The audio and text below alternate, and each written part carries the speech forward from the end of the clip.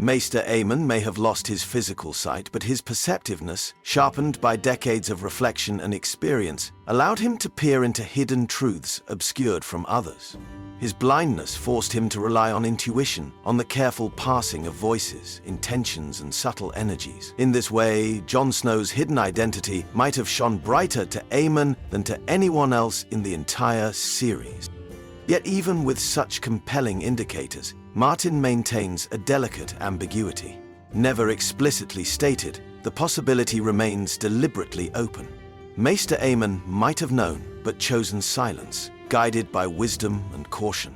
Perhaps his true gift to Jon was not a revelation, but instead a life free from dangerous truths until the right moment.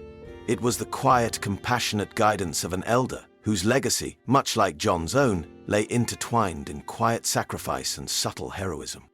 In the end, whether Maester Aemon definitively knew Jon Snow's true parentage may remain one of the great unsolved riddles of Westeros. But the clues, once pieced together, form a picture too coherent to ignore.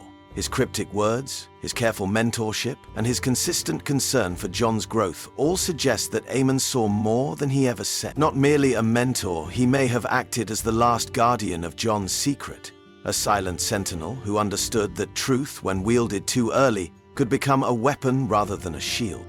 What makes this theory so compelling is not its certainty, but its elegance. It fits seamlessly into the broader tapestry of A Song of Ice and Fire, where identities are masks, destinies are disguised, and the truest wisdom lies in restraint. Aemon's long silence may not have been due to ignorance, but rather profound discretion. He may have watched Jon with both sorrow and hope, knowing that the boy before him bore the blood of kings, the burden of prophecy, and the soul of a leader born not for power, but for sacrifice. There's a poetic symmetry in Aemon's last words and Jon's coming fate.